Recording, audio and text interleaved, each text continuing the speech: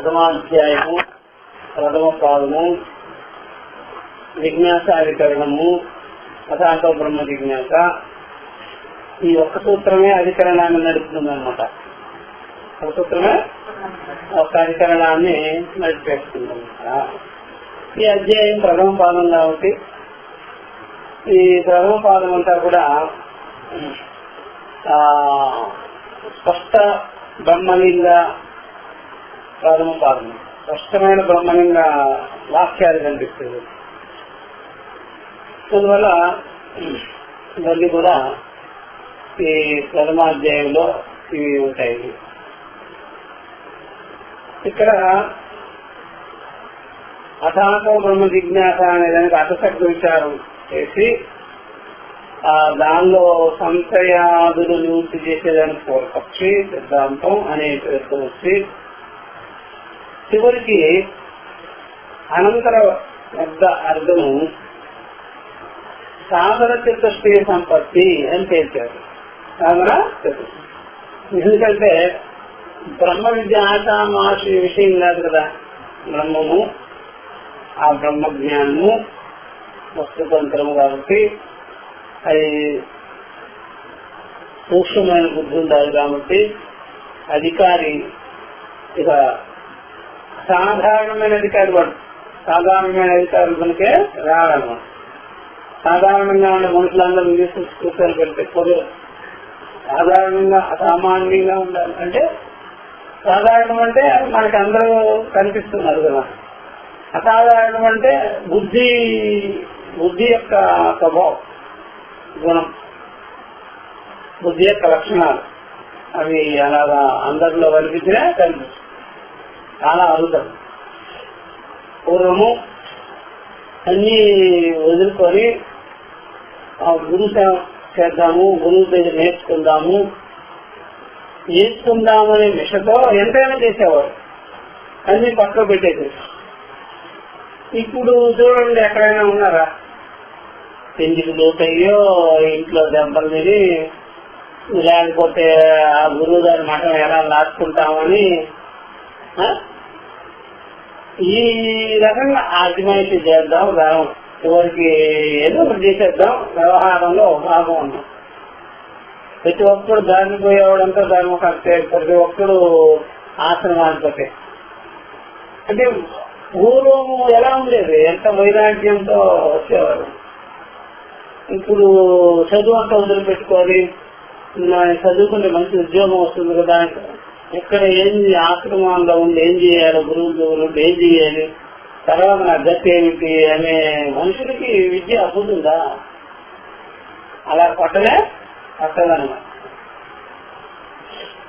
వాళ్ళు విద్య కావాలి అన్న వాళ్ళు ఎవరైనా సరే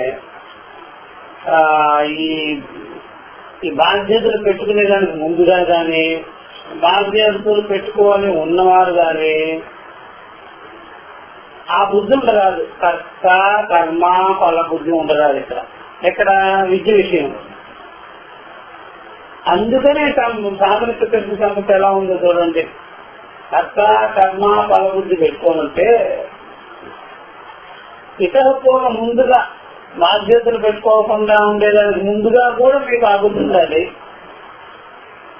ఇవన్నీ చేసి అనుభవించి చూసి తర్వాత అయినా సరే ఈ బుద్ధికి రావాలి.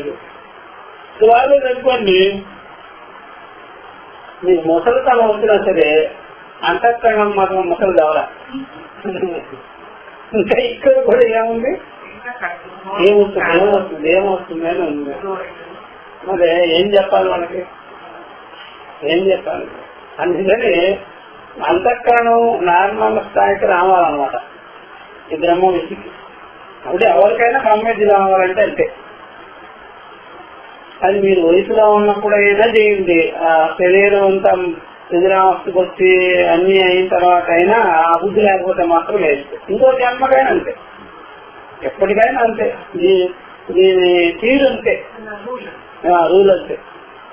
ఇక్కడికి రావాలంటే అంతే ఎవరైనా సరే. అందుకని అది ఎక్కడ చూస్తున్నాం మనం, ప్రతి ఒక్కడు ఐడియా వేస్తున్నారు ఎట్లాగా గెయిన్ అవుతుంది మనకి. ఎలాగ రాబట్టుకుందాం, ఎలాగ సంపాదించుకుందాం అని ఉందే కానీ ఆ యథార్థం ఏమిటి తెలుసుకోవాలి అని ఉందా? ఓకేనా చెప్పండి. అంటే ఎవరైనా సరే గురువుల దగ్గరికి గురుకులాల్లో ప్రవేశించే వాళ్ళు, మఠాల్లో ప్రవేశించే వాళ్ళు ఎలా కన్నం పెట్టాలని చూస్తున్నారు తప్ప విద్యను మనం గ్రహించుకుందాం అనుకుంటాం. జీవితంలో పొందాలని ఉందా? అంటే వీళ్ళ యొక్క స్వభావం ఎలా ఉంది అంటే ఏదో కొన్ని వస్తువులు చేత పట్టుకొని వెళ్ళిపోయినట్టుగా బ్రహ్మ విద్య మీద అజమాయిస్తాయి అనమాట. అతన్ని కూడా చుట్టుకొని దాన్ని బొట్టలు కట్టి సంకలో పెట్టుకొని వెళ్ళిపోదాం. అంటే బ్రహ్మ విద్య అంటే అంత తేలిగ్గా ఉందా? జ్ఞానం అంటే తేలిక. ఏదో జోబులు వేసుకొని వెళ్ళిపోతే అప్పుడైతే వజ్రం నేను దొంగిలించా, ఒక వజ్రాన్ని నేను దొంగిలించాను, అలాగా బ్రహ్మ విద్యను కూడా ఇట్లా చేశాను నేను అంటే అప్పుడు నువ్వు గొప్ప కూడా అయ్యా. అదేమో చిన్న వస్తువు. అలాంటి ప్రవృత్తి ఇక్కడ దొరికారనమాట. అందుకనే సాధన చతుష్టి సంపత్తి అలా పెట్టేసుకోవాలి.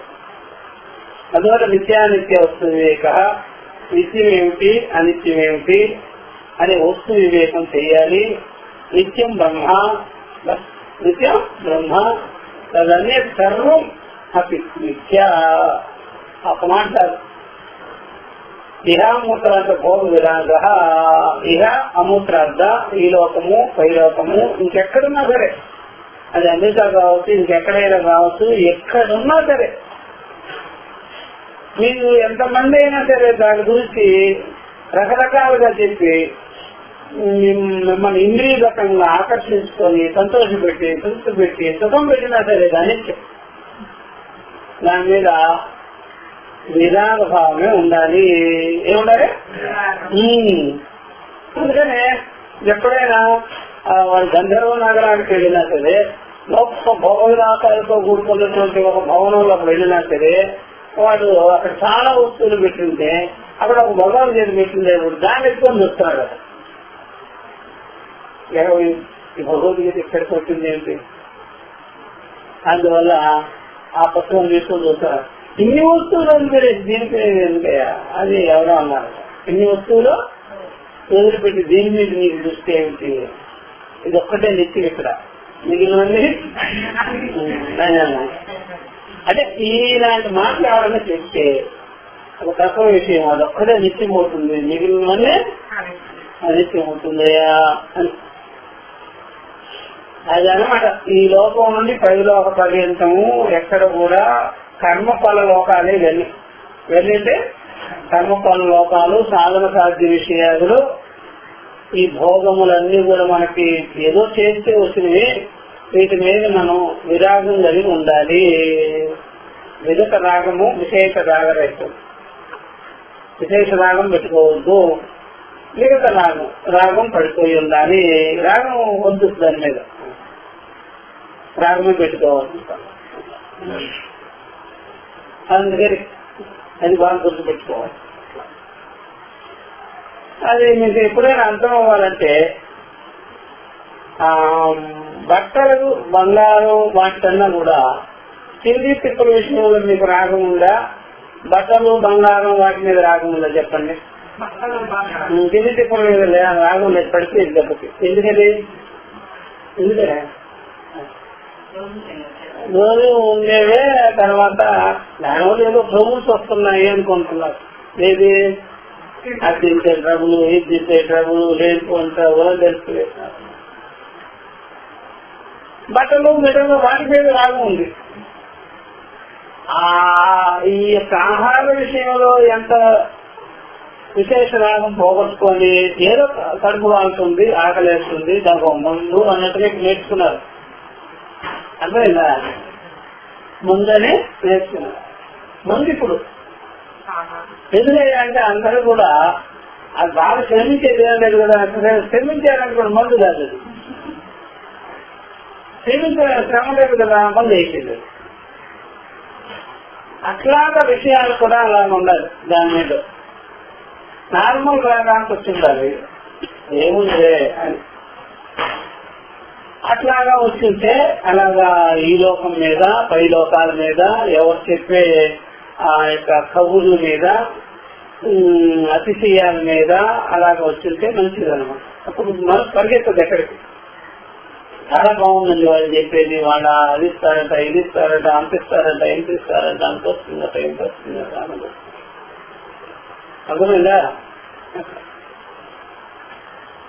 ఎవడో వాడి ఇంట్లో ఒకడు బోరు వేసుకున్నాడట. ఆ బోరు వేసుకుంటే ఎప్పుడు నిత్యం నిరంతరం వాటర్ ఎగదనుతుంది. ఇక్కడ ఏమంటావా అని అడిగాడు ముందు. అయితే అట్లా లేదు, నాకు మంచిది కదా, ఈ ఇల్లు మాత్రం ఉండదు జాగ్రత్త. ఎందుకది ఊరికే ఎప్పుడు నీళ్ళు వస్తుంటే ఇల్లే ఉంటుంది, ఇంకా ఏమంటుంది ఎలా మిమ్మల్ని జన్మైపోతుంది. అట్లాగా కోరికలు ఏమంటావా నీ లోపల బోరు అని చెప్పాడు అనుకోండి, ఆ కోరిక వల్ల ఏమైపోద్ది వాడి జీవితం అసలాకొత్తమే. అట్లాగా వైరాగ్యం పెట్టుకోవాలన్నమాట వాడి మీద. అందుకని ఈ లోకం నుండి పైలోక పర్యంతము ఆ విశేష రాగాన్ని పోగొట్టుకొని రాగరహితంగా చేసుకోవాలి. అంటే మినిమంగా వెళ్ళాలి మనం, ఎంత కావాలో అంత. ఈ శరీరం అవుతుంది కదా అంత అనమాట. నన్ను తీసుకొని అలాగా వెళ్ళాలి.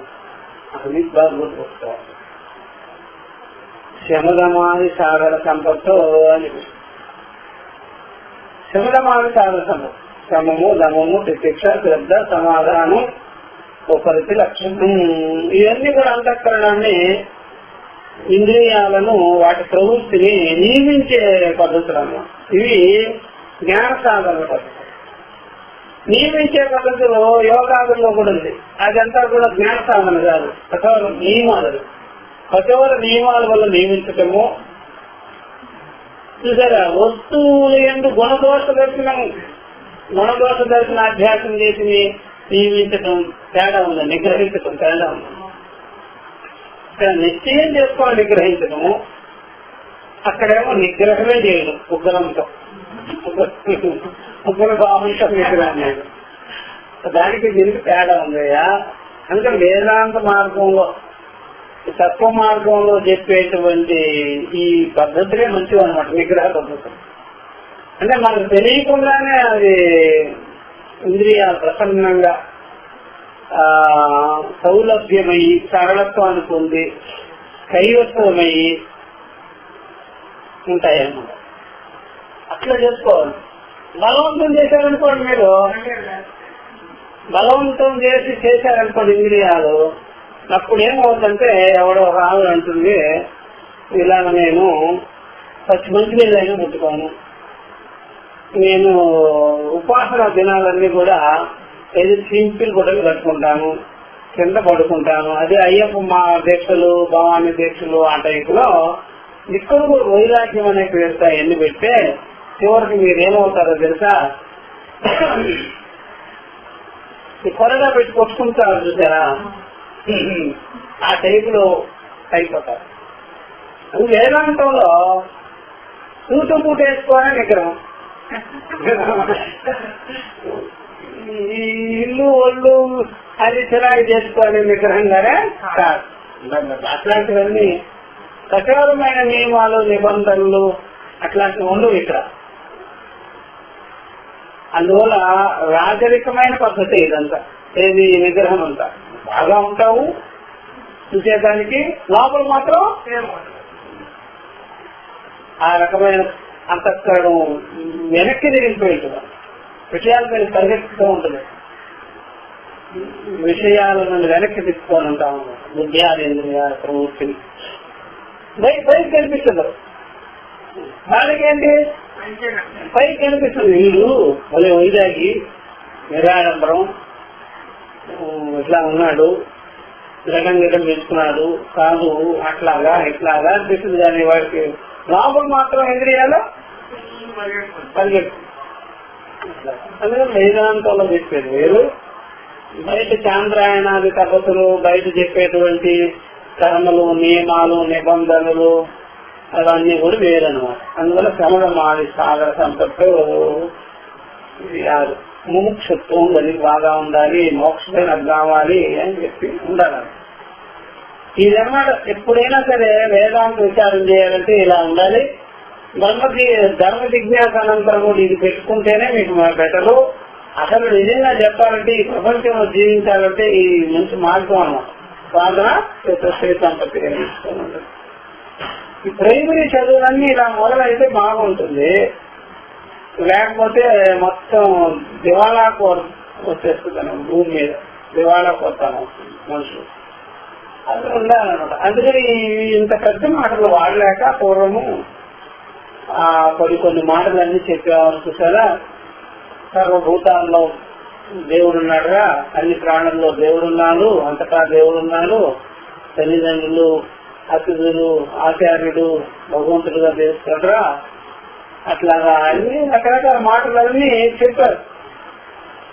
కానీ కర్మకాండ వచ్చే ఎక్కువ వచ్చేటప్పటికీ అది వెనక్కి వెళ్ళిపోతుంది. చెప్తున్నారు సత్తు ప్రాగపి ధర్మ జిజ్ఞాసాయా బోధ్వంచ శక్యతే బ్రహ్మ జిజ్ఞాసితం జ్ఞాతం చ న విపర్యయే తస్మాత్ అసద్యేన యథా ఉక్త సాధన సంపత్తి అనంతర్యం ఉపదిశ్యతే. సంపత్తి ఆనంతర్యం ఉపదిశ్యతే అనమాట.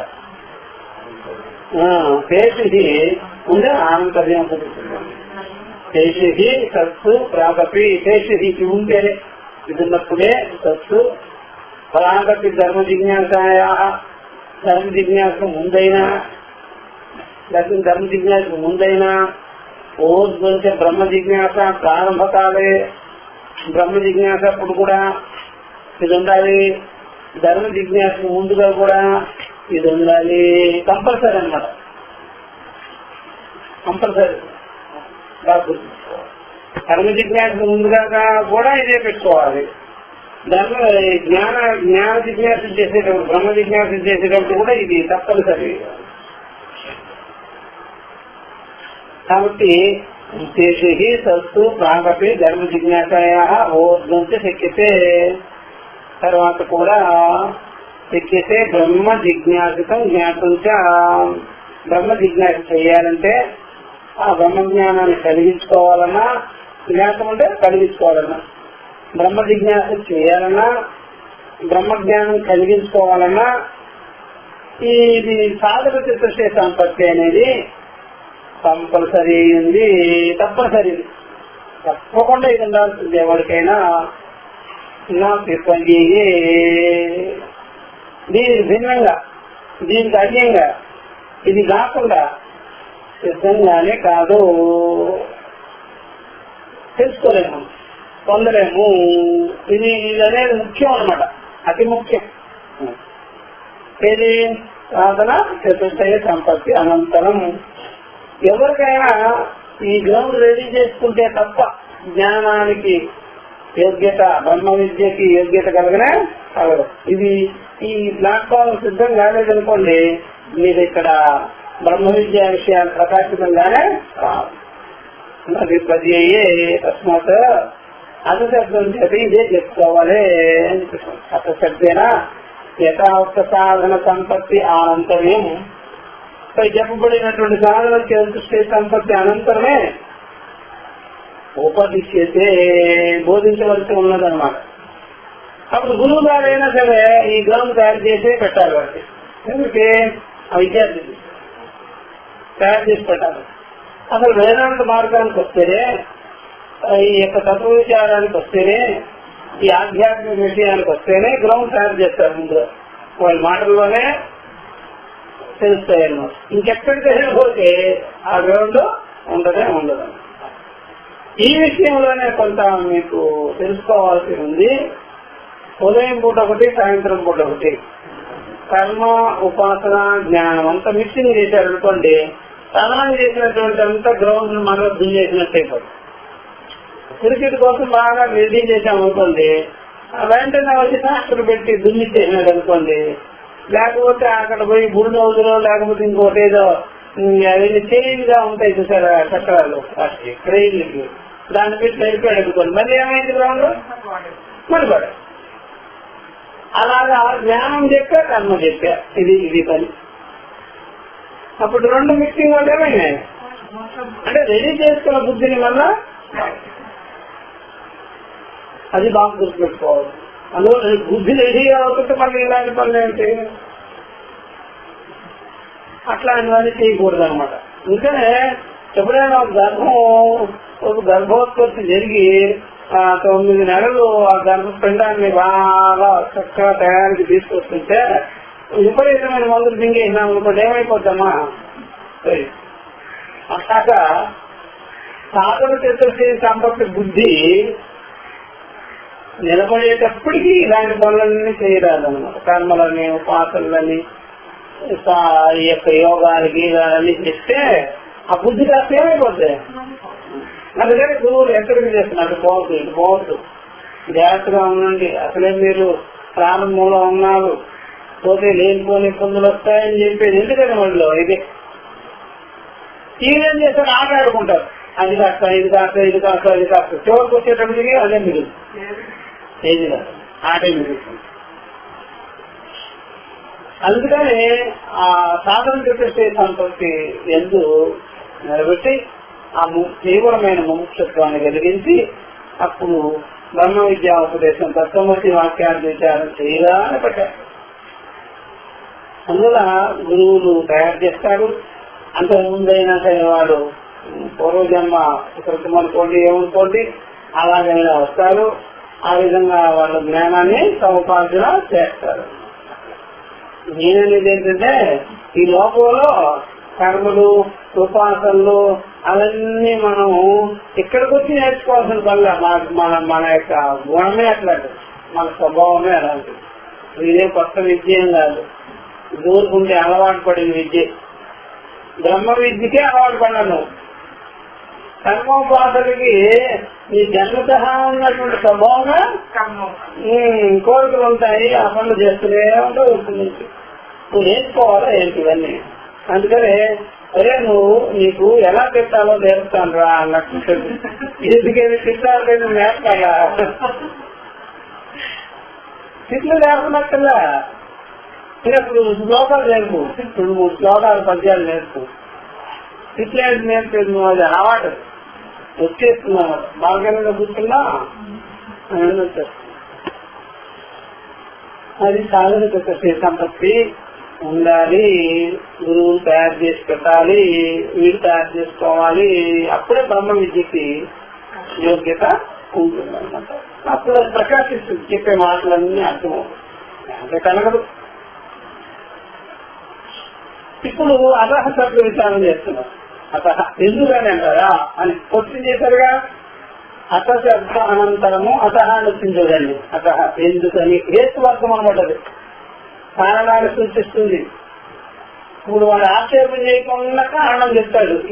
ఏ కారణం వల్ల మేము సాధన చతుర్థి సంపత్తి అంటున్నామంటే ప్రపంచంలో ఏది నిత్యం అండి చెప్పండి, ఏది నిత్యం కాదు అని చెప్పేదానికి అతహ అనే శబ్దాన్ని విచారం చేస్తున్నారు.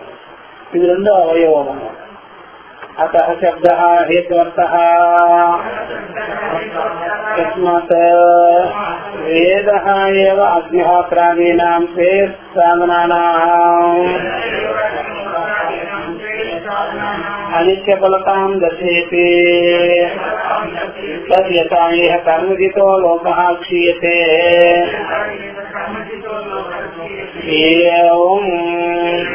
ఏవ అమూత్ర పుణ్యజితో లోకః క్షీయతే ఇత్యాది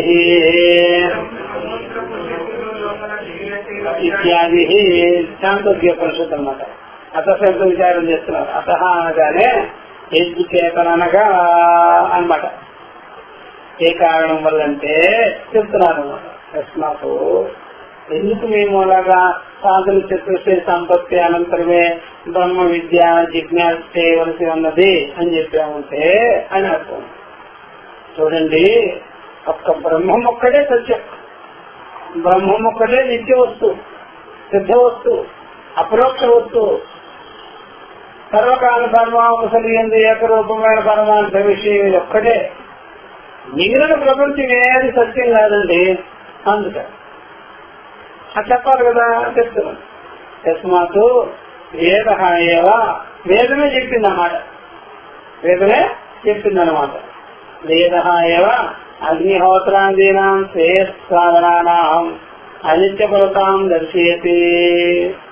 వేదమే స్వయంగా తన నోటితోనే చెప్తుంది. అగ్నిహోత్రాదీనాం,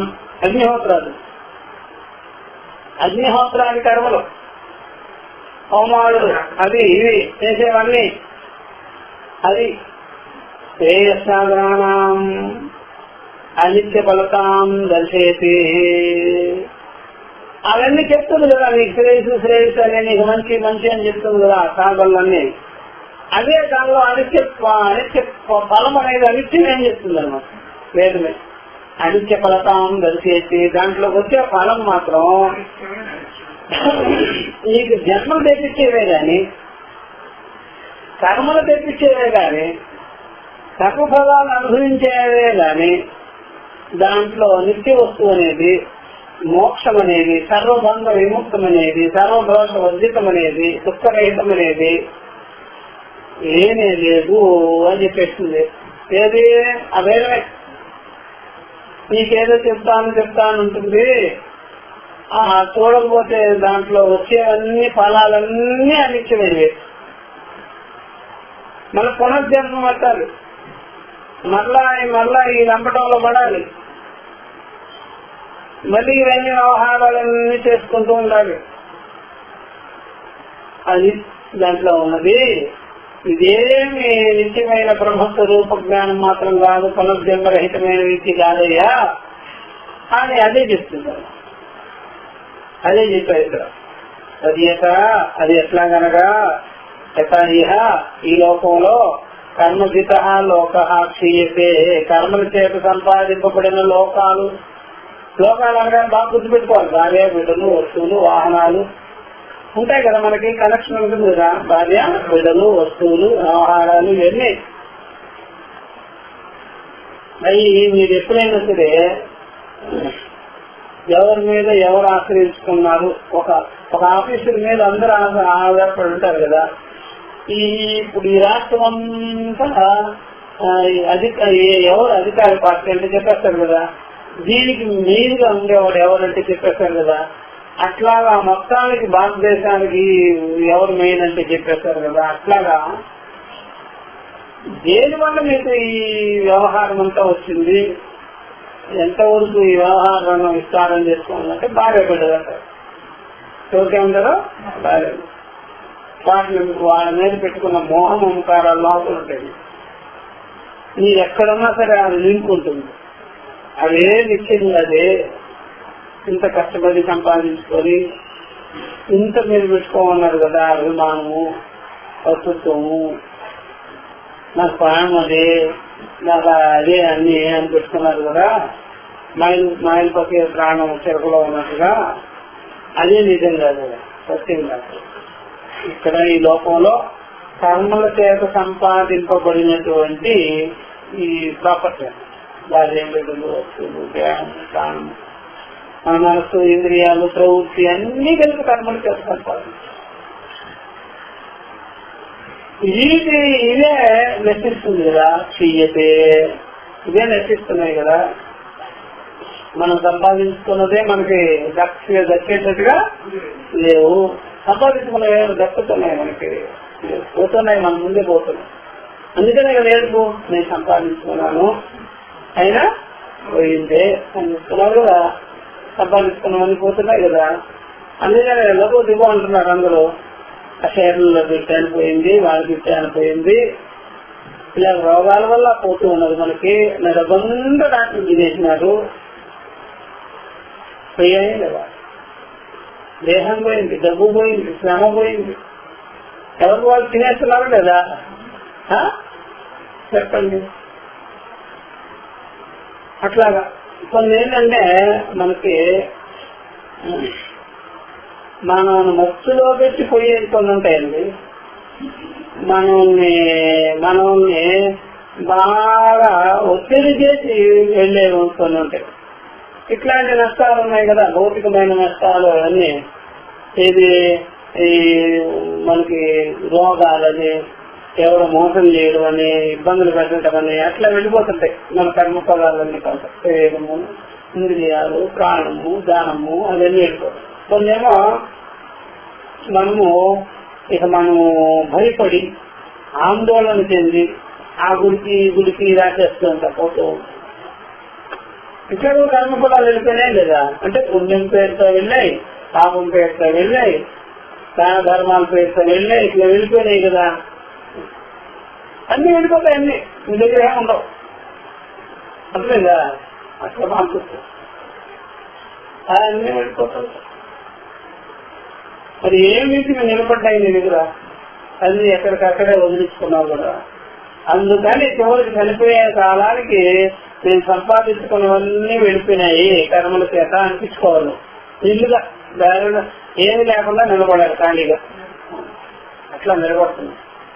ఆ అభిమానం ఒకటి ఉంటుంది కదా, పోయిందని అది కూడా మళ్ళీ పుట్టాలి. నువ్వు పోగొట్టుకొని ఏడుస్తున్నాడా, పోగొట్టుకోని ఇది ఇచ్చిందాడన్నాడా, మరి ఏడ్చేవాడికి మళ్ళీ ఏమొస్తుంది, మళ్ళీ సంపాదించుకునేదానికి మళ్ళా ఉపాధి తెచ్చుకుంటారు. మళ్ళీ ఇదే పదం. మనం తెలిసేమన్నా దాని మీద విధానం పెట్టుకోనున్నాడా అంటే కాదు. అది బాగా గుర్తుకొస్తారు. కాబట్టి ఈ ప్రపంచంలో కర్మల చేత సంపాదింపబడిన లోకాలు ఏ విధంగా నశిస్తున్నాయో ఏవం అముత్ర అక్కడ కూడా పితృలోకాలు దేవలోకాలలో కూడా ఆ విషయంలో చెప్తారు. మీకు కావాలంటే అని శుద్ధే చెప్పేసింది స్వయంగా. అక్కడ కూడా అముత్ర అంటే పరలోకం, దేవలోకం, పితృలోకం. అక్కడ పుణ్యజీతం లోక హక్షి అయితే పుణ్యం చేత ఆర్జితమైనటువంటి లోకాలు కూడా అభిమానాలు, ఆ యొక్క ఫలాలు కూడా నశిస్తున్నాయి. పుణ్య కర్మల వల్ల వచ్చినటువంటి భోగ ఫలాలన్నీ కూడా నశిస్తున్నాయి. కాబట్టి పుణ్యం వల్ల సంపాదింపబడినవి నశిస్తున్నాయి.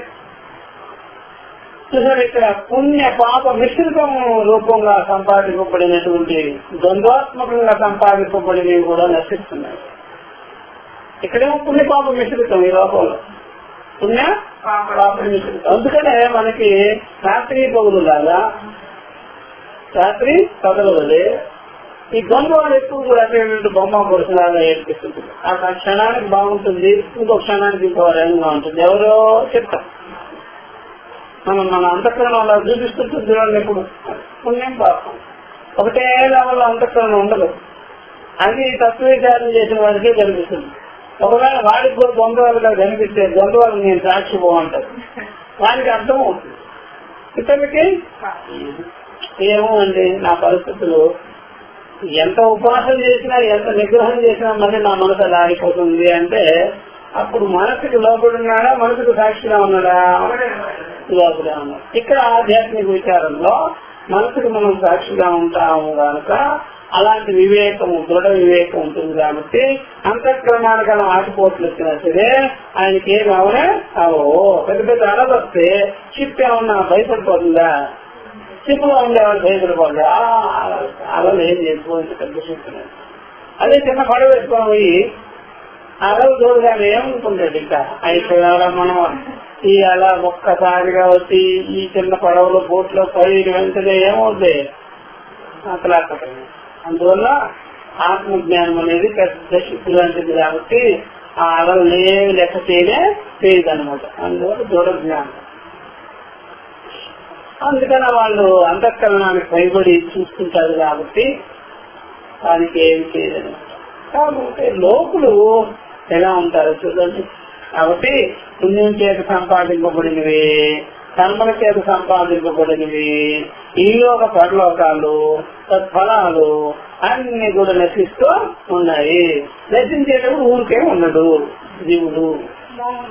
మరలా దాని మీద వాడికి మోహం ఉంటుంది, బాధ ఉంటుంది, కష్టం ఉంటుంది. కాబట్టి మరలా వాడు అదే కోరుతాడు, ఇక మీద అయినా బాగుంటుందేమో, మళ్ళీ ఇంకో జన్మ ఎత్తాను, మళ్ళీ ఇదే క్రమం అన్నమాట.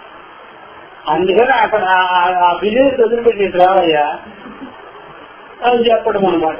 ఎందుకు దాంట్లోనే ఉంటాం ఎప్పుడు చూసినా. భక్తులా తత్వజ్ఞానం కలిగించుకో. అందుకని జీవుడు ఎప్పుడు చూసినా ఏడుస్తూ ఉంటాడు. అక్కడ చేరు అదే ఆ పక్షి దాని సముద్ర తీరంలో గుడ్లు పెట్టుకొని నిరంతరం బాధపడుతుంది. నాకు గట్టించాను, నాకు కర్మించానా, నన్ను ఎవరు ఆదుకునేవాడు లేడా అంటే, ఎవరైనా ఉపదేశం చేస్తే మాత్రం నీకు ఈ సముద్ర తీరం వదిలిపెట్టు, అలా వచ్చేటప్పుడు నువ్వు గుడ్డు పెట్టేది అది దూరంగా వెళ్ళి పెట్టుకోవచ్చు కదా అంటే, ఎప్పటి నుంచో తాగముతారు ఇక్కడే పెట్టేవారండి. అదే మూర్ఖురాలంటే నువ్వు మూర్ఖత్వం వదులు. నీ తాగముతారు కూడా మూర్ఖులే, నువ్వు కూడా మూర్ఖులు. అందువల్ల ఈ జీవులందరూ కూడా మూర్ఖులే. అది ఆ పక్షులా అక్కడే గుర్తు పెట్టండి. వెళ్ళి దూరంగా వెళ్ళొచ్చు కదా, ఎంత స్థలం ఉంది ఖాళీగా, అక్కడ పెట్టుకోవచ్చు కదా అంటే సంప్రదాయం ఒకటి అలవాటు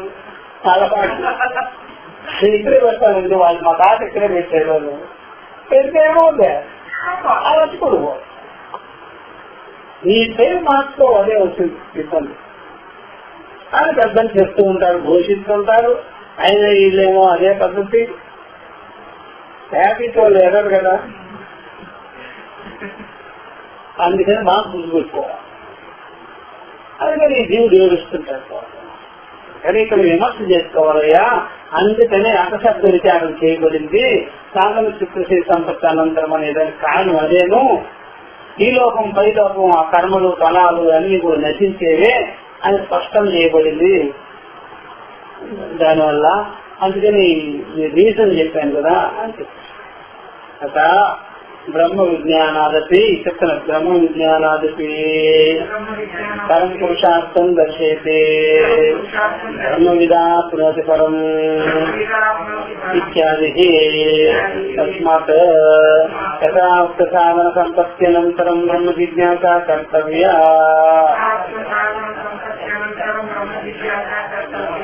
బ్రహ్మ విజ్ఞానాదపి పరం పురుషార్థం దర్శయతి. బ్రహ్మ విజ్ఞానం వల్ల కూడా పరమ పురుషార్థాన్ని చూపించబడింది. బ్రహ్మ విజ్ఞానం వల్ల కూడా ఏం చూపించారు? ఇక్కడ పరమ పురుషార్థాన్ని చూపించారు. అది బాగా గుర్తుపెట్టుకోవాలి. అందుకనే ఈ కర్మలు కర్మఫలాల వల్ల జరిగింది చెప్పారు వాళ్ళు, వివేకం చేయించారు. బ్రహ్మజ్ఞానం వల్ల పరమ పురుషార్థాన్ని చూపించారు. ఇప్పుడు నువ్వు ఈ వివేకం వల్ల నువ్వు బాగా విచారం చేసుకోవచ్చు కదా, ఏది నిత్యం ఏది అనిత్యం అనేటువంటిది. అందువల్ల హేతువులు చూపిస్తున్నారు ఇక్కడ, సత్యం ఉంది అక్కడ. కాబట్టి కొత్త బ్రహ్మ విజ్ఞానం వల్ల పరమ పురుషార్థాన్ని, అంటే పరమ పురుషార్థం అంటే మనిషికి ఉండేటువంటి పురుషార్థము, యథార్థమైన పురుషార్థము, అసలైన పురుషార్థం ఏమిటి అనేది కూడా చెప్పారు. బ్రహ్మజ్ఞానం వల్ల మోక్షాన్ని పొందుతావు, పరిపూర్ణత్వాన్ని పొందుతావు, సర్వబంధ వినిర్ముక్తం అవుతుంది అని చెప్పారు. కాబట్టి నువ్వు ఈ ప్రకారంగా అయినా నువ్వు ఈ విషయం తెలుసుకోవచ్చును. బ్రహ్మ విదా ఆప్నోతి పరం, బ్రహ్మవిత్తు ఆప్నోతి పరం, మోక్షం ఆప్నోతి పరం, పరమాత్మ జ్ఞానం ఆప్నోతి. కాబట్టి బ్రహ్మజ్ఞానం వల్ల పరమాత్మ జ్ఞానం ఆప్నోతి, పరమాత్మ తత్వం ఆప్నోతి అని చెప్పారు కదా. పరమాత్మ తత్వాన్ని పొందుతున్నాడని, మోక్షాన్ని పొందుతున్నాడని, శ్రేయస్సును పొందుతున్నాడని చెప్పారు కదా. కాబట్టి ఈ జ్ఞానం ఒక్కడే కలిగించుకో అనిపిస్తుంది. అందువల్ల ఆ రీజన్ చెప్పారయ్యా, అది ఇలా ఉంది, ఇదిగో దీని వల్లనే పరమ పురుషార్థం మోక్షం దొరుకుతుంది అని చెప్పారు ఇత్యాది. తస్మాత్ ఇంత మీకు వివరించాము కాబట్టి, యుక్తియుక్తంగా చెప్పాము కాబట్టి, హేతుబద్ధంగా చెప్పాము కాబట్టి, ఇంకా ప్రపంచంలో ఏమి పొందేది సాధించేది ఏమి లేదు. ఒక్క మోక్ష జ్ఞానం తప్ప, ఒక్క ఆత్మజ్ఞానం తప్ప రెండవది ఏమి లేదయ్యా, అంతా అనిశ్చయంగా ఉన్నది. ఇవన్నీ కూడా మనకు వెట్టి చాకరీ లాగా ఉంటుంది, యథార్థం చేసుకుంటే మంచిది అని చెప్పాం కదా. తస్మాత్ యథాముక్త సాధన సంపత్త్యనంతరం బ్రహ్మ జిజ్ఞాస కర్తవ్యా. అది చెప్పబడిన సాధన చతుష్టి సంపత్తి అనంతరం బ్రహ్మ జిజ్ఞాస చేయవలసి ఉన్నది. ఎవరు మనిషి అన్నవాడికి, ముముక్ష ఉన్నవాడికి, యోగ్యత పెట్టుకున్న వాడికి, సరిగ్గా వినియోగం చేసుకోవాలి జీవితం ఉన్నవాడికి సాధన చతుష్టి సంపత్తి అనంతరము బ్రహ్మ విద్య అది కాలము. అందువల్ల ఒక్కసారి విచారం చేసుకో, నిత్యమేమిటి అనిత్యమేమిటి, విషయములు ఎందుకు గుణదోష దర్శనము బాగా చెయ్యి, విమర్శించుకో, జన్మమృతి జనాభ్యాన్ని విమర్శ చేసుకో, అసలు ఎందుకు పుట్టావు, ఏం చేస్తున్నాం అనేది బాగా చేసుకో. అప్పుడు నీకే తెలుసు. బంతిగా ఉండేటప్పుడు ఒక చోట నిలబెట్టాలి, బంతి బాగా నిలబెట్టాలి. ఎందుకని తెలిసిపోతుంది. ఎవరైనా సరే అటు ఇటు ఏదైనా అడ్డు పెట్టి ఆ బంతిని లాస్తే నన్ను ఆపారని బాధపడేదంట. ఆ బంతి ఏది ఆపితే ఏపు, అది ఆపకుండా నాకు తీసేస్తే నాకు గతించానా, నా గతించానా, నా గతించానా, అది ఎవరు ఆ బంతి అలా బాధపడేది అనమాట. ఎవరైనా పెద్దలు అలా పట్టుకో, అలాగే ఏదన్నా దాన్ని అటు ఇటు ఏదన్నా ఒక రాళ్ళు నీళ్ళు పెట్టి అలా ఆపారు దొరకకుండా, అప్పుడు ఏమన్నా నన్ను ఆపేసినారు, నాకే నన్ను ఇట్లా చేసేసారంటే అలా చేసేసారంటే బంతి వేసుకునేది. చివరికి అలా తీసేస్తే దొరుకుంటున్నాను. ఎవరు పట్టుకోరు, ఆదుకోరు, ఏం చేయరు. ఇంకా దుల్లిపోవటమేనా నా పని, ఎక్కడ దుల్లిపోతానో నాకే తెలుసు అని అది వెళ్ళిపోతాను. చివరికి ఏమైందంటే గాలి పోయేటప్పటికి అలాగా అతుకుపోయింది. ఇప్పుడు ఏమంటుంది, నాకు అన్ని పోయాయి, ఏమి లేదు, నదేను అన్నప్పుడు అలా గోల చేశారు. ప్రతిదానికి గోలేనా, అర్థం చేసుకోవద్దా అని అట్లాగా జనాలు కూడా అంతే. మొత్తం గాలిపోయినప్పుడేమో ఒక గంట కట్టుకుపోతారు. గాలి ఉన్నప్పుడు ఏం చేసినారు వీళ్ళు, సక్రమంగా వినియోగం చేస్తున్నారా, లేదు. నిలబడింది ఇప్పుడు అంతఃకరణ, ఇప్పుడు చచ్చిపడిపోయింది. ఇప్పుడు నన్ను ఎవరు పట్టించుకునేవాళ్ళు లేదు. కాబట్టి బాగా గుర్తుపెట్టుకోవాల్సింది, ఇవన్నీ వివేకం చేసుకొని బ్రహ్మజ్ఞానం కలిగించుకునేదానికి సంసిద్ధతగా ఉండాలి. అందువల్ల బుద్ధి శుద్ధము, బుద్ధికి ఆ రకమైనటువంటి వివేక అభ్యాసము, బ్రహ్మ విద్యా వివేకం చేయాలి, బ్రహ్మజ్ఞానం కలిగించుకోవాలి. అందువల్ల ముందు వివేకాభ్యాసంలో పరిపక్వత చెందాలని, వివేకం చేసుకునే అభ్యాసం బాగా రావాలని, ఆ యొక్క నైపుణ్యం రావాలి. అసలు వివేకమే చేయండి మన మనసు ఎప్పుడు కూడా. ఏదంటే దాని దోషం పెట్టాలి, అసలు ఆలోచన చేయకనే లేదు. ఆలోచన చేస్తున్నారా, చేయటం లేదు. ప్రతిదానికి దానికి లోబడి ప్రవర్తిస్తున్నాం, అందుకని దెబ్బతింటున్నాం. ఇప్పుడు మనకి ఎక్కడైనా సరే దేని వల్ల ఇబ్బంది వస్తుంది, మనసు వల్ల లేకపోతే దేహము, ఇంద్రియాలు, దానము, బంధువులు, బాంధవ్యాల వల్ల అన్ని అనర్థాలు చేసేస్తుంటాం. లోపల కూర్చొని కనిపించకుండా, తెలియకుండా, ఎంత ఉందో తెలియదు. అది ఎంత గుండుచూరు ఎంత ఉందో, లేకపోతే ఒక ఇంచు ఉందో, 2 ఇంచులు ఉందో, 3 ఇంచులు ఉందో, దాని సైజు తెలియకుండా మనకి. కానీ సమస్యలని తెలుస్తుంది కదా. అదే కిడ్నీలో రాళ్ళేమో ఏ సైజులో ఉందో తెలీదు, తీసి వాడి చేతిలో పెట్టిన తర్వాత తెలుస్తుంది ఇదే ప్రాబ్లం. ఏదో మన శరీరంలో ఏదో అణు అంత మాత్రం చేత ఏదో ఉన్నదనుకోండి, అప్పుడు డాక్టర్ చేతిలో పెట్టిన తర్వాత తెలుస్తుంది ఎంత సమస్య చేసేసింది శాస్త్ర. అట్లా ఆ రకంగా కూడా ఎవరు పెట్టలేదు ఇక్కడ మనసుని. దాన్ని మనం రిమూవ్ చేసే పద్ధతులు ఉన్నాయి. ఎందుకంటే మనసు ఎవరో కాదు, నువ్వే నీకు సమస్య. కాబట్టి ఆ వివేకం అనేది దానికి బాగా వస్తుందని వివేకం కలిగిస్తూ ఉంటే అప్పుడు మీకు అన్ని సమస్య పోతాయి. ఇప్పుడు బ్రహ్మపద వ్యాఖ్యానం చేస్తున్నారు చూడండి, ఏకాగ్రతలో వినాలి. ఇప్పుడు చెప్తున్నారు, ఇప్పుడు మనం బ్రహ్మజ్ఞాన విచారం చేస్తాం, బ్రహ్మ వివేకం చేస్తాం. బ్రహ్మణ జిజ్ఞాస, బ్రహ్మ జిజ్ఞాస ఇది ఎవరి దగ్గర చేస్తున్నాం? అది గురువు శాస్త్రముల దగ్గర చేస్తాం, ఇంకెవరు చెప్పరు కదా.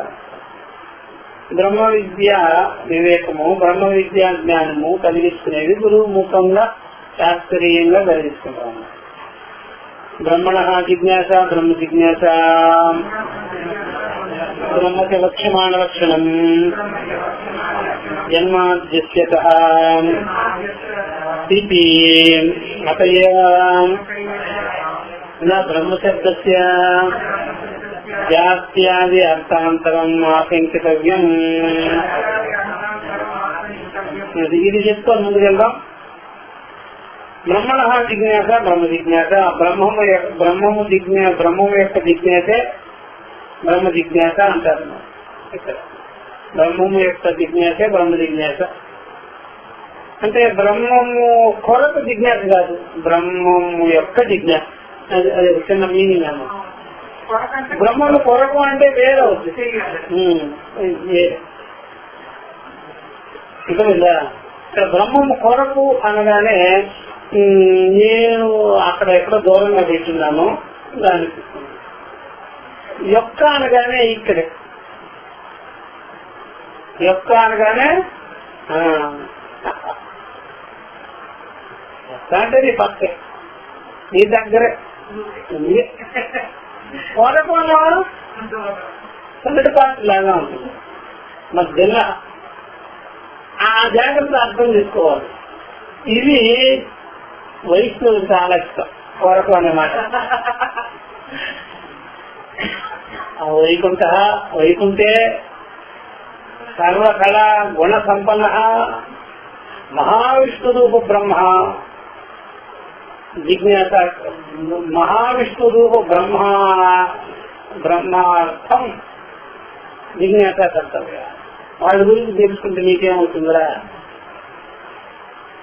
మన గురించి తెలుసుకుంటే మాకు వస్తుంది, కానీ వాళ్ళ గురించి తెలుసుకుంటే నీకేమవుతుంది? ఇంకా ఈడ్చి పెరుగుతుంది.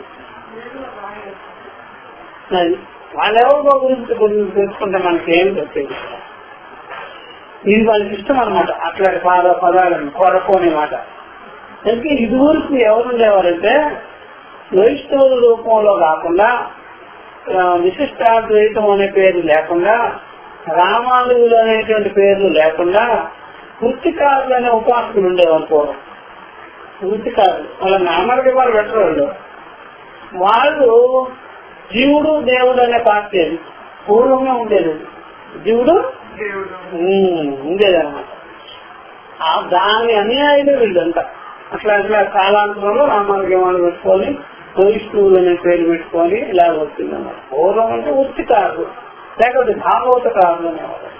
వృత్తికారులు ఇక్కడ బ్రహ్మసూత్రాల్లో విచిత్రం ఏంటంటే అనేక మతాలు చర్చ చేస్తారు. అప్పుడు ఆ కాలంలో ఉండేవన్నమాట. ఇప్పుడు లేవు అంటారు. అప్పుడు అన్ని మతాల గురించి అందరికీ సమాధానం చెప్పుకుంటూ వచ్చారు. ఇంకా బుద్ధి చూస్తానే ఆశ్చర్యం. మేము ఆ కాలంలో మంది ఉండేవారా? కొన్ని విధాలుగా అప్పుడు క్వశ్చన్ చేసేవారు. అది బ్రహ్మసూత్రాల్లో దర్శనం వాళ్ళు. అప్పుడు వృత్తికారులు, భాగవతకారులు అనే వాళ్ళు ఉండేవారు అనమాట. వాళ్ళు అధ్యక్షులు చేసేవారు. కర్మ దేవుడు వేరు అని ఉపాసన విషయాలన్నమాట. అవన్నీ దేవుడు వేరు, దేవుడు వేరు. దేవుడి కొరకు జిజ్ఞాస అని. దేవుడి కొరకు జిజ్ఞాస చేస్తే ఇప్పుడు మనకేమిటి ఇప్పుడు లభించేది? అక్కడ వివేక వైరాగ్యాదులకు దేని కొరకది? వివేక వైరాగ్యాదులు అంటే ఇక్కడ పొందే విషయమే కానీ వాళ్ళెవరి కొరకు మనం ఏమన్నా చేసుకుంటే వెళ్ళాము. అట్లా అలాగా ఎప్పుడైనా సరే ఎవరి కొరకు మనం కొరడాలు తీసుకున్నాం అనుకుంటే అవివేకం. చాలా మంది అలా చేస్తారు లేదా? ఎవరి కొరకు మనం కొరడాలు చెప్పలు. అట్లా అవివేకం పనులు అన్ని. ఎవరి కొరకు మనం సోలాలు చూసుకుంటాం ముఖం మీద. ఇంకెవరైనా సరే గిట్టితే మేము ఎందుకు గిట్టామని అడుగుతాం. నువ్వు అంత సోలం చూసుకున్నావండి, నేను అట్లా గిచ్చినంత మాత్రం చేయాలి నా మీద నువ్వు అంత కోపం చేసుకుంటావేంటి? నువ్వు పిల్లలు గిచ్చుడికే అంత బాధ, సోలానికి అంత బాధ లేదా? వాళ్ళ కొరకు సోలం, నా కొరకేమో గిచ్చుడు నీకు ఇష్టంలా. నేనేమన్నాను ఇప్పుడు? మేము అనకుండానే చూసుకున్నావు కదయ్యా, అనకుండానే కొరడాలు ఎప్పుడు చేస్తున్నావు కదా. ఏది దాంట్లో అందుకనే ఎవరి కొరకు మనం ఆ పనులన్నీ చేస్తుంటాము. అట్లాంటిది కాదు ఇక్కడ. బ్రహ్మము యొక్క జిజ్ఞాస. బ్రహ్మము ఆత్మ. మనమే అది చెప్పబోతారు. బ్రహ్మణ జిజ్ఞాస ఏకాగ్రతగా విచారించుకుంటూ పోతే మంచి మంచి అర్థాలన్నీ మీకే వస్తాయి. బ్రహ్మణ జిజ్ఞాస బ్రహ్మ జిజ్ఞాస, బ్రహ్మం యొక్క జిజ్ఞాసే బ్రహ్మ జిజ్ఞాస. బ్రహ్మచ అయితే బ్రహ్మం ఏంటి అంటావా?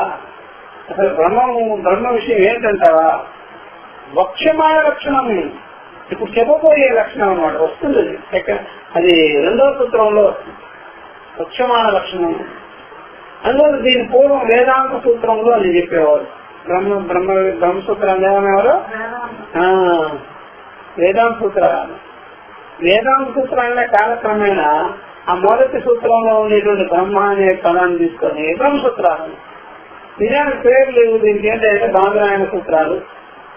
రెండవది ఉత్తర మీమాంసా సూత్రం, వేదాంత సూత్రం. అంటే వేదాంత సూత్రం ఎందుకన్నారంటే ఉపనిషత్తుల యొక్క సూత్రాలు. ఉపనిషత్తుల్లో అంటే పదాలనే ఇక్కడ సూత్రప్రాయం చేశారు కాబట్టి వేదాంత సూత్రాలు అనవలసి వచ్చింది. అది 2వ సూత్రం జన్మాద్యత అనేది. దాన్ని అక్కడ చెప్తాం బ్రహ్మం అంటే ఎవరో. అప్పుడు నీకు బ్రహ్మం గురించి వినగానే అప్పుడు నీ తల పగులుతుంది. అప్పుడు నువ్వు ఆశ్చర్యపోతావు. అవునాయిలో బ్రహ్మం అంటే అదే. నాకు నేనేదో అనుకున్నానండి, ఇది అండపండ బ్రహ్మాండంగా నిండి చూస్తున్నటువంటి అనంతమైన పరిపూర్ణమైన తత్వం అది. అలాగైతే చాలా కష్టం ఉంది. నువ్వు దానిలో ఉండాలి. తెలుసుకునే తర్వాత దాంట్లోకి వెళ్ళిపోతాం. అందువల్ల గ్లాసు నీళ్లు తీసుకొని ఎవడో తాగుతున్నాడు, ఆ మూమెంట్ లో సునామీ వచ్చేసింది అనుకోండి, తాగవలసిన పనిగా నేనే తాగుతుంది. ఏది దాంట్లో ఉంటాము. అట్లాంటి బ్రహ్మ విచారం చేసేవాడే ఆ బ్రహ్మము కంటే అన్యంగా అనేవాళ్ళు ఏర్పడుతున్నాను. జన్మాద్యత. కాబట్టి ఎవని ఎందైతే ఈ జగత్తు ఉందో ఆ జగత్తుకి సృష్టి స్థితి లయాదులు ఉన్నాయో ఆ సృష్టి స్థితి లయాదులు కలిగిన వాడే బ్రహ్మం. ఆయన ఏందే కల్పితం. తైత్రేయంలో కూడా చిన్నదా ఎతో వాయుమాని భూతాన్ని జాయింట్ అతయేవా చెప్తున్నారు. నా బ్రహ్మశబ్దస్య జాత్యాది అర్థాంతరం ఆశంకితవ్యం. అందుకని మేము ఇప్పుడు చెప్తాము జన్మాదులు ఎవరు ఎందున్నదో అవన్నీ అతి బ్రహ్మము అని. కాబట్టి మీరు ఒక్కటి తెలుసుకోవాల్సింది ఉందయ్యా, బ్రహ్మశబ్దం వినగానే జాత్యాది అర్థాంతరాన్ని శంకించవలసిన పని లేదు. ఇంకొక జాతి అంటే బ్రహ్మము పుట్టిందని అనుకోవద్దు, బ్రహ్మములకు సముదాయం ఉందా అనుకోవద్దు. సముదాయ వాటి కాదు అది. మనుష్య జాతి, వృక్ష జాతి, పశువు జాతి, పక్షుల జాతి, అట్లా మనం జాతులు పెట్టుకుంటాం, గ్రూపులు. ఈ బ్రహ్మ విచారం ఉంది కదా, రంగు, రూపము, శబ్దము, జాతి, కులం, గోత్రం, రెండవది అవి లేవు. అజాతి అది పుట్టుకున్నాడు, దాన్ని పుట్టలేదు. దానికంటే మరొకటి ఇంకొకటి అన్నదమ్ములు గాని, తల్లిదండ్రులు గాని, గ్రూప్ గాని, రక్త సంబంధికులు గాని, సజాతీయ విజాతీయ కవల భేదములు లేనిదిగా ఉన్నది. అది ఒకటి గుర్తుపెట్టుకో. దాని నుండి ఏదైనా సరే కల్పింపబడాలి కానీ ఆ దీనిని, ఈ బ్రహ్మమును, ఈ తత్వాన్ని ఎవడు ధరించలేడు. రెండవది లేనిదే గుర్తు పెట్టుకో. అందరూ చెప్పేస్తున్నారు జాగ్రత్తగా. అట ఏమన్నా బ్రహ్మశబ్దస్య జాత్యాది అర్థాంతరం ఆశంకితం అని చెప్పగానే ఎవడైనా బ్రహ్మము ఊహించగలరా? రెండవది లేదంటే ఊహించగలరా? రెండవ దాన్ని ఊహిస్తాము, రెండవది లేని దాన్ని ఊహిస్తాము. మనం రెండవ దాన్నే ఊహిస్తాం, అనుకుంటాం, భావిస్తాం. అట్లాంటిది అందువల్ల జన్మాది సూత్రంలో దాన్ని ఇంకా స్పష్టంగా చెప్పి బ్రహ్మణ ఇది కర్మని షష్ఠి నా చేసే బ్రహ్మము అనగానే కర్మషష్ఠి వాడాలి కానీ అది అదొకటి గ్రామాటికల్. నా చేసే శేషంగా వాడరాదు అంటే దీనికి ఒక అర్థం తెలుసుకోవాలి. బ్రహ్మణః ఇది కర్మణి షష్ఠి నశేషే జిజ్ఞాస్య అపేక్షత్వాత్ జిజ్ఞాసాయాః జిజ్ఞాసాంతర నిర్దేశాశ్చ. అది ఇదొక మాట. అదే బ్రహ్మణః గారి కర్మషష్ఠి వాడాలి కానీ శేషషష్ఠి వాడరాదు. శేషషష్ఠి కర్మషష్ఠి అనేది రెండు జనరేటికల్ గా వచ్చినాయి. విద్వాంసులు అన్ని క్వశ్చన్లు తీసుకుంటారు, అన్ని వైపుల నుంచి వాళ్ళు సమానం చెప్పాలి. కర్మని షష్ఠి అంటే జిజ్ఞాస కర్మ అన్నమాట. ఇక్కడ మనం చేసేది ఏం కర్మ? శేషషష్ఠి అనగానే మిగులు కాదు. మిగులు అంటే దీని తర్వాత అది, దీని తర్వాత దాన్ని మనం తెలుసుకోవాలి, పొందాలి అనేది కాదు. ఇక్కడ దాంట్లోకి వస్తాయన్నమాట.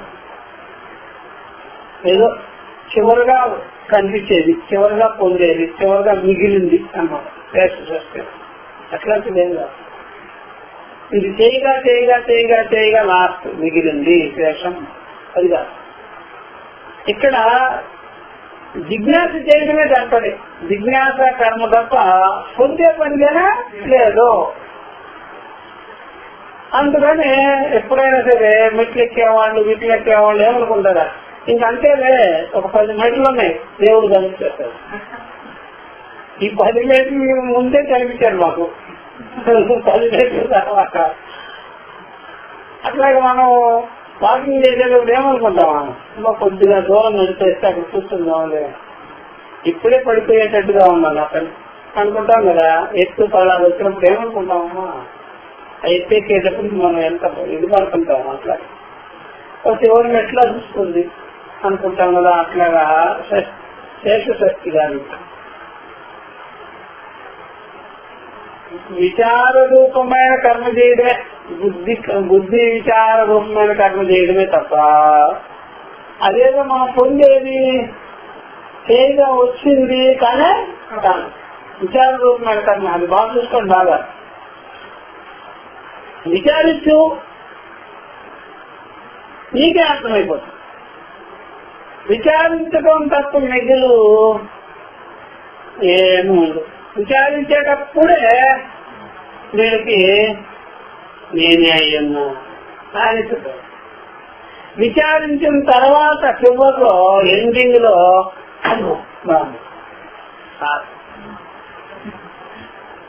ఇక్కడ విచారించేవాడే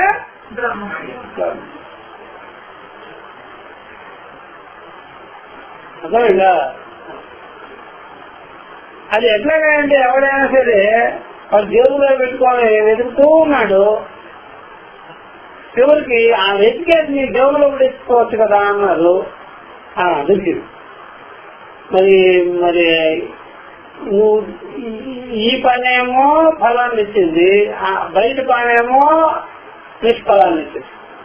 అంటే జేబులో వెతుక్కునే పనేమో ఫలితాన్ని ఇచ్చింది, భిన్నంగా చేసిన పనేమో నిష్ఫలమైంది. అలా విచారించుకునేటప్పుడు స్వాత్మరూపంగా విచారించుకున్నావా సఫలం. అంటే విచారించుకోవడం అనే కర్మ తప్ప ఏదో బ్యాలెన్స్ మిగులు తగులు ఏం గానే కాదు. అదొక మాట. బ్రహ్మము విచార కర్మ చేయాలి. బ్రహ్మము విచార రూపమైన కర్మ అంటే బుద్ధి విచారం చేసుకోవాలి, అంతే కర్మ. అంతేగాని కర్త కర్మ సాధనం ఫలం అట్లాంటిది ఏం కాదు. సాధన సాధ్యం కూడా కాదు. నువ్వు విచారించుకొని అర్థమైపోతుంది. విచారించుకునే వాడికి అర్థమైపోతుంది. ఎందుకంటే విచారించేవాడి కన్నా వేరుగా లేదు. జిజ్ఞాస కర్మ జిజ్ఞాసు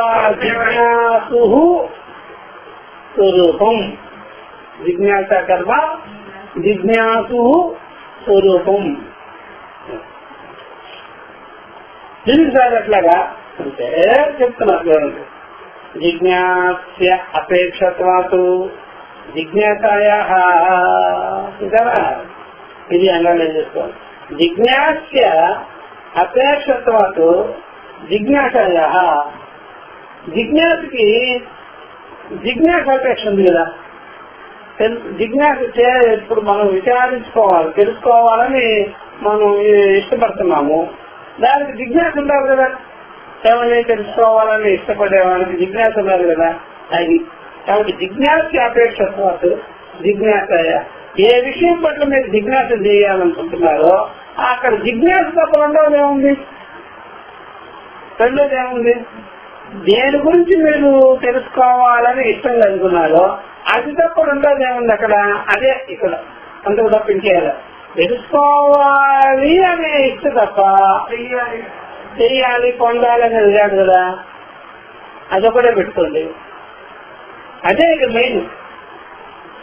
బ్రహ్మము తెలుసుకోవలసిన విషయమే కానీ పొందవలసిన విషయంగానే, పొందవలసిన విషయము, చేయవలసిన విషయము, అతుక్కోవలసిన విషయము, దానికి సంయోగపడవలసిన విషయం ఏం కాదు. జిజ్ఞాస చేయవలసిన విషయం. జిజ్ఞాస కర్మను వదలరు మీరు. తెలుసుకోవడమే మీ పని. అంతేనంటారా? అంతే. అర్థమవుతుందా? కాబట్టి జిజ్ఞాసకి అపేక్ష ఏమిటి? జిజ్ఞాస. జిజ్ఞాస చేయడమే జిజ్ఞాసకి అపేక్ష. అర్థమైందా? అట్లా కాదు. జిజ్ఞాస చేయడమే జిజ్ఞాసకి అపేక్ష. జిజ్ఞాస చేయడం తప్ప నీ వంతు ఇంకొకటి రెండోదిగానే కాదనమాట అని అర్థం. చూసారా ఆ మాట? జిజ్ఞాస అపేక్షత్వాలు జిజ్ఞాసాయా. జిజ్ఞాసకి అపేక్ష ఏమిటి? జిజ్ఞాస. అంటే బ్రహ్మ విషయంలో నువ్వు జిజ్ఞాస తప్ప ఇంకేం చేయకూడదు.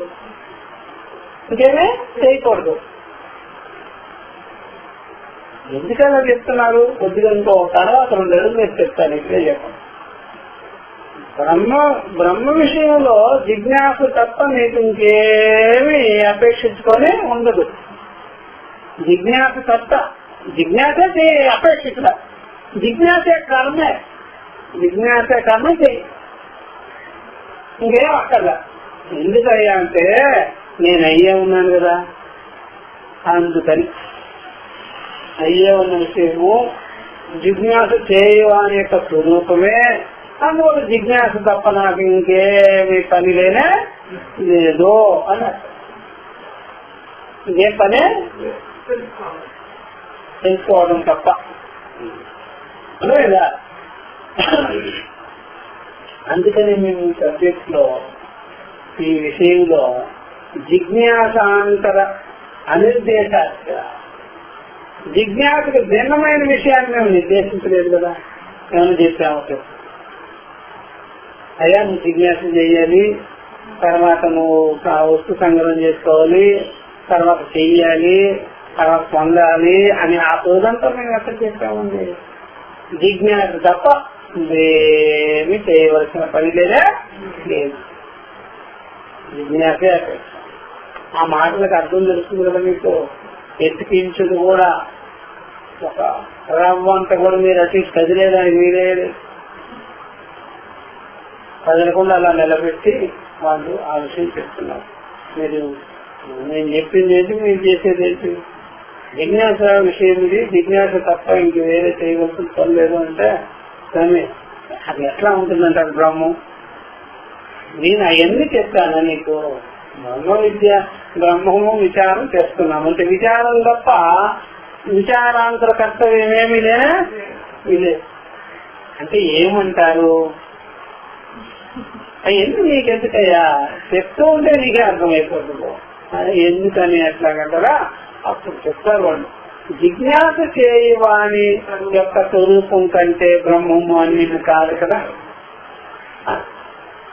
మరి దాని పర్యవసానం ఏమైపోతుంది? అహమస్మి. దాని పర్యవసానం ఏమిటి? జిజ్ఞాస పర్యవసానం ఏమిటి? ఆ జిజ్ఞాస చేయవాని యొక్క స్వరూపముగానే మిగిలిపోతుంది. నేను విచారించే బ్రహ్మం నేనే అయ్యున్నానే, అహమస్మి బ్రహ్మ. ఇప్పుడు వారికి ఏమైనా తొలికిసలాంటుందా? ఏమన్నా మిగిలిరా చేయగా మిగిలింది. అట్లాగా ప్రాణతీర్థ ప్రసాదాలు అన్ని మిగులుతాయిగా. శేషవస్త్రం అంటారు ఏంటి, ఆయన ఏం చేస్తున్నారు, ఆయన రుచి చూసేసినటువంటి ప్రసాదాలు తింటారు. అట్లాగనమాట కర్మ ఫలాలన్నీ అలాంటి శేషం అంటారు. చేయిగా మిగిలింది ఇక్కడ చేయిగా కాదయ్యా, చేసేవాని యొక్క స్వరూపమే, అంటే విచారించుకునేవాని స్వరూపమే అన్నమాట. అందుకని ఆ మాట చూడండి. జిజ్ఞాస్యాంతర అనిర్దేశాస్య, జిజ్ఞాస కన్నా భిన్నంగా మేమేమో నిర్దేశించాము ఒక మాట అయినా. జిజ్ఞాస చేయి అంటే విచారించుకో అని చెప్పండి. ఎప్పుడైనా మన మాటలు చూడండి, వినుకో విచారించుకో, విచారించుకో, తెలుసుకో గురుముఖంగా శ్రవణం చెయ్యి అని చెప్తా ఉండాలి. ఇంకో మాట ఎగస్ట్రా వాడితే అవుతుంది. స్వామి నాకు జ్ఞానం ఎలా కలుగుతుంది, విచారించుకో, గురువు దగ్గర కూర్చొని శ్రవణాన్ని కదా శ్రవణం చేసుకో, తెలుసుకో అంతే చెప్తా ఉండాలి. అట్లా భావించు, ఇట్లా భావించు అని ఎగస్ట్రా మాటలు ఏం మాట్లాడడం చూడండి, అక్కడ కనిపెట్టాలన్నమాట. ఇలా చెప్తున్నారు ఎందుకంటే వివేకం చేస్తే సమకాలంలోనే ఈ స్వరూప జ్ఞానం మనకు నిశ్చయానికి వస్తుంది అన్నమాట. ఈ సంప్రదాయంలోనే మెలుక ఎక్కడ కనిపిస్తుంది అనమాట. అందరం లేకపోయి మాట్లాడిన వాడేసి అది ఎట్లా కనిపిస్తుంది అంటే మళ్ళా అప్పుడేమైంది, మీరు మనసులో ఒక రకమైన భావాన్ని గుర్తించి శేషంగా చేశారు, తెలుసుకోవటంగా చేయాలి. అందువల్ల కర్మను షష్ఠి జిజ్ఞాస కర్మను వదిలిపెట్టి లేదది బ్రహ్మము యొక్క జిజ్ఞాస అంటే కర్మను షష్ఠి అయింది. షష్ఠి అంటే షష్ఠి అంటే అర్థమంటే యొక్క ఏది ఆ డూములో వచ్చేది అది సిక్స్త్ కేసు అన్నమాట. జిజ్ఞాస అపేక్షత్వం అంటారు. జిజ్ఞాస తప్ప మీకు వేరే అపేక్ష లేదు. జిజ్ఞాస ఒకటే చేయాలి మీరు. జ్ఞాసం ఇచ్చా జిజ్ఞాస అమాట కూడా లెక్కలు తర్వాత ఇది తప్ప ఏదైనా నిర్దేశించలేదు అని చెప్పేస్తున్నారు. ఇది రేపు ఓం సహనావతు